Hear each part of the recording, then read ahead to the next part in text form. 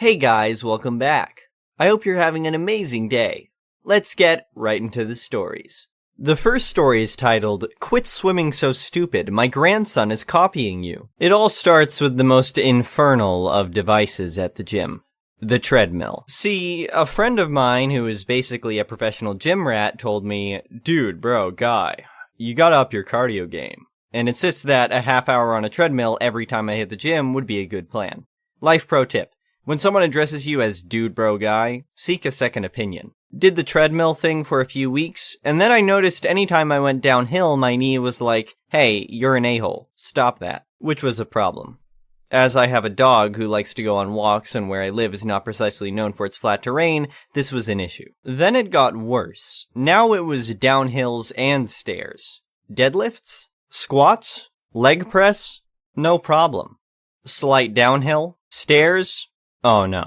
Figuring knees aren't something one should ignore and hope it goes away with, I met with my doctor. She promptly referred me to physical therapy and not a knee brace like I was hoping. I met with the PT lady. She did an exam, said my quads are wonk and need work. I also discovered where my quads are. I was told to do not a lot with my legs at the gym other than bikes or swimming. All things being equal, I'll swim.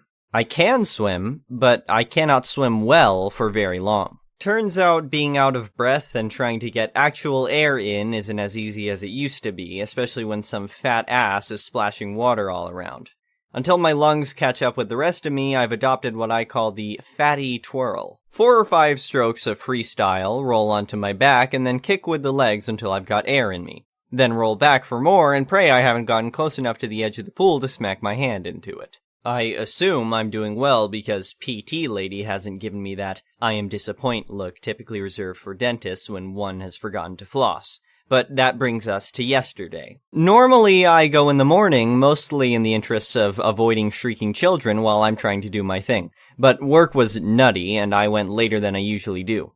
There were clumps of teenagers doing I don't even know what, but they mostly just snickered to each other and I minded my business. Now, the dry part of my routine is done, and it's pool time. I wound up taking a lap lane next to a grandmother in her 50s who was apparently trying to teach her grandkid, who was 10 tops, how to swim properly. I didn't hear a whole lot, seeing as when my ears weren't underwater, there was a fat guy splashing and making a bunch of noise, but I could tell the kid was splashing and coughing a lot, and this made Grandma upset.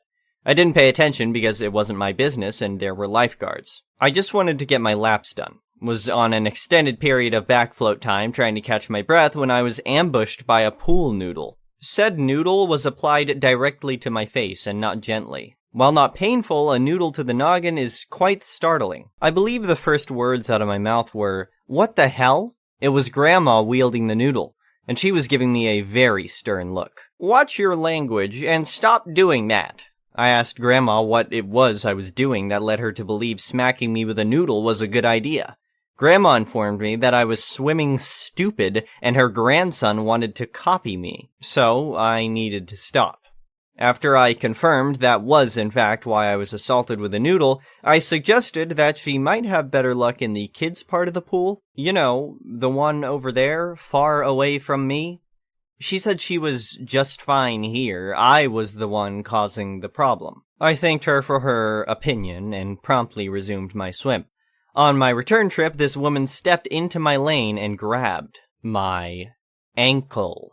I don't know about the rest of you, but when I'm swimming and something grabs my leg, instant panic response. I immediately started flailing and kicking wildly, trying to free myself. Grandma got herself a nice adrenaline kick right on her forearm. I came up gasping for air and ready to start swinging. I'm stopped by the soothing sounds of Grandma wailing about how I just broke her arm. Edit. Her arm was not, in fact, broken. She wound up with a nasty bruise, and that was it. I caught her with the top of my foot. Pro tip. Top of the foot is a bad place to land a kick with. Naturally, that's enough to get the lifeguards involved, none of whom were apparently paying attention before she started screaming. 2 of them are lifting Grandma out of the pool and trying to examine her arm while she's still wailing and flailing. A third is giving me static about kicking another guest in the pool. Well, they started to until I pointed out where the kicking happened and her grandson was. Poor kid had frozen in place with an expression of abject horror. Once she connects the dots, she realizes I'm not the problem. I tell her I'm going to go get changed, and then I'll identify myself to the front desk because if I'm going to get interrogated, I'd prefer to be clothed.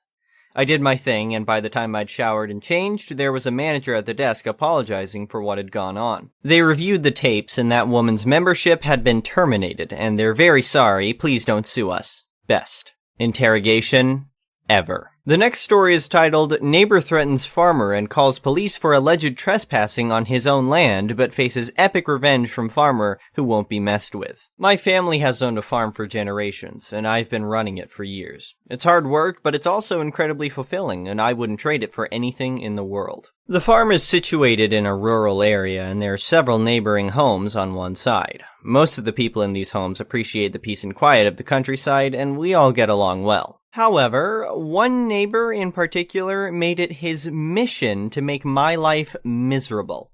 A couple of years ago, an elderly woman who had lived in one of the neighboring houses passed away, and her son, Andrew, inherited the property. I assumed he would sell it and move on, but he moved in instead. I tried to welcome him by taking over a basket of fresh produce and some milk from our dairy cows, but he barely acknowledged me, and I felt like I was wasting my time. He asked me if I always started the tractor early in the morning, and I told him I had to keep to my schedule to keep the farm running smoothly. He wasn't happy about it, but I didn't think too much of it. Over time, I noticed that Andrew seemed to have a problem with me. He complained about the noise from the farm animals, which he said kept him up at night, and he accused me of trespassing on his land, even though I never did. I always made sure that I kept my side of the fence clean and well kept, but he seemed to have it in for me. One day, while I was doing some routine yard work, he approached me and told me that I had to get off his property. I was taken aback by his aggressive tone, and I tried to explain that I was on my land, but he wouldn't listen. Instead, he threatened to call the police and have me arrested for trespassing. I was confused and didn't know what to do. I had always tried to be a good neighbor, but this guy seemed to have a grudge against me for no reason. A few days later, I went on a short vacation, and I had someone take care of the animals and the crops while I was gone. When I came back, I noticed that the fence between our properties had been moved, and I was now supposedly trespassing on his land. When I confronted Andrew about it, he became aggressive and pulled out a machete, threatening to kill me. I was terrified, and I knew I had to do something. I called the police, and when they arrived, Andrew tried to make it seem like I was the aggressor, but the police quickly saw through his lies and realized that he was the one causing trouble. They arrested him, and he was charged with several crimes, including assault with a deadly weapon and drug possession. It turned out that he had been dealing drugs out of his house and was using me as a scapegoat to keep the authorities off his back. After Andrew was taken away, I felt relieved, but also angry. I had done nothing to deserve his hostility, and he had put me and my family in danger. I decided to take action to ensure that he wouldn't be a problem in the future. I talked to a lawyer and made sure that the fence between our properties was legally established, and I also filed a restraining order against him. A few months later, I received a notice from the county sheriff's office that Andrew had been released from jail and was living in a halfway house. I was worried that he would try to cause more trouble, but I tried not to think too much about it. I continued to run my farm as usual, and everything seemed to be going well. That is, until one day when I noticed that some of my animals were missing. At first, I thought they had just wandered off somewhere, but when I searched for the property, I found signs that someone had broken into the barn and stolen them. I immediately thought of Andrew. He was the only person who would have any reason to steal my animals, and I knew he was capable of it. I called the police, and they launched an investigation. They searched Andrew's new place of residence and found some of my animals on his property. They also discovered evidence that he had been planning to do something even worse. It turns out that Andrew had been plotting to burn down my barn and destroy my crops. He had been working with some other criminals, and they had even made a plan to harm me and my family. If it hadn't been for my animals going missing, I might never have known what they were up to. The police arrested Andrew and his accomplices, and they were charged with a long list of crimes. Andrew was sentenced to several years in prison, and his property was seized by the government. I was relieved that justice had been served, but I was also shaken up by how close I had come to being seriously hurt. After the incident, I decided to take some additional measures to ensure my safety and the safety of my family. I installed a security system around my property, and I made sure that all of my neighbors knew what had happened. I also made a point of keeping in touch with the police, just in case anything else happened. As time went by, I started to feel more at ease. I continued to run my farm, and it became more successful than ever. I even began to expand my business, and I started to sell some of my products at a local farmer's market. I had never felt prouder of what I was doing, and I knew that I had overcome a huge challenge. Update, it's been a few years since the incident, and things have been going well. Andrew is still in prison, and I haven't heard anything from him since he was arrested. My farm is thriving, and I've even hired some additional help to keep up with the demand for my products. I'm also more involved in the community, and I've started to give talks at local schools about the importance of agriculture and the challenges that farmers face. I've also become an advocate for rural safety, and I've worked with local law enforcement to develop programs to help farmers and other rural residents stay safe. I'm proud to say that my efforts have made a difference, and I've received several awards for my work. Looking back, I realized that the incident with Andrew was a turning point in my life. It made me stronger, and it showed me that I was capable of overcoming any challenge that came my way. I'm grateful for the support of my family, my neighbors, and the police, and I'm proud of the work that I do every day. I know that I'll never forget what happened, but I'm also confident that I'm prepared for whatever comes next. The next story is titled, Man Refuses to Let Me Enter the Elevator, Ends Up Spending More Time Than Necessary in the Elevator. So, I'm a black man living in Eastern Europe. Cue one fateful afternoon when I wanted to go down and collect something from a friend who was passing by. I press the elevator and wait for it to arrive. Elevator door opens and there's a couple inside, but as I try to enter, the man blocks the passage, telling me to wait for the elevator to return. Mind you, I'm on the 7th floor and my friend was already waiting for me to come down. Also, the elevator has a fixed time before its doors close, about 20 seconds. So you'll have to wait for the doors to close after you enter. Back to my story. I tell this man and his wife that I'm actually in a hurry and I had to go down now. And he literally stands in front of the elevator entrance shouting, "No!" His wife tells him to let me in since there was still space, but he refused. I said, "Alright," and decided to use the stairs. Cue my petty revenge. I ran down the stairs, didn't mind the cardio really, and pressed all the elevator buttons on all the lower floors. Got to my friend and collected my package, then ran back upstairs. On my way back up, I could hear the man cussing out inside the elevator and his wife's laughter. They hadn't even reached the ground floor yet. I felt so proud of myself. TLDR, man refuses to let me enter the elevator when I was in a hurry, and I ran down and pressed all the elevator buttons. Edit. This definitely blew up. I love the elevator puns, guys. Keep 'em coming. Lol. Some of y'all are much more evil than I am. Someone said I should have gone down to the next floor and keep on pressing the elevator button until he lets me in. One even said I should have gone to turn off the elevator. I don't actually know how to do that, and I don't think I would have if I knew where the switch was. Also, it would have been much more satisfying if the elevator stopped working on its own accord.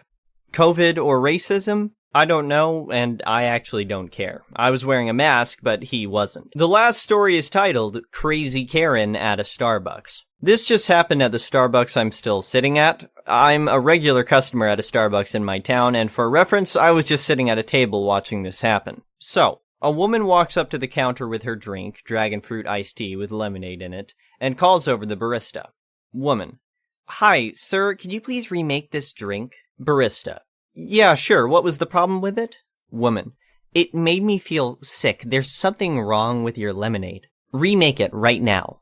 Barista. Okay, no problem, man. So, he goes to remake the drink and rinses the cup, cap, and straw with water. He hands her back the cap and straw, and she goes, "Oh, it's okay, you can just use another cup and stuff. You have it, don't you?" So this guy uses another cup to make the drink. She takes it back, and then starts getting mad. Woman. Did you use the same lemonade from the pitcher? Barista. Yes, man, that's the lemonade we use for everyone. Woman. Can you just get the concentrate and put it in my drink? Barista. For sure. So he makes the drink for a third time with a third cup, per request of the woman, and hands it back to her. She finally seems happy and walks back to her table. You'd think that's it, but oh no, this woman just doesn't seem to ever be happy. She comes up to the counter and calls the barista over. I kid you not, these are her exact words. Woman. Can you have someone else make this for me? You must be new here and making it wrong. I am a regular, so I feel like I should be treated better than this. Barista. Actually, I've been here for a little over a year, and I've never seen you before. If you need me to, I can make this drink for you again. The woman throws the cup at the barista, cussed him out, and leaves the store in a rage. At this point, I feel so bad for the barista that I go over and help him clean up the mess she made. So that was the crazy Starbucks experience I just had. Thank you for watching. I would really appreciate it if you could like the video and subscribe to our channel if you haven't already. We'll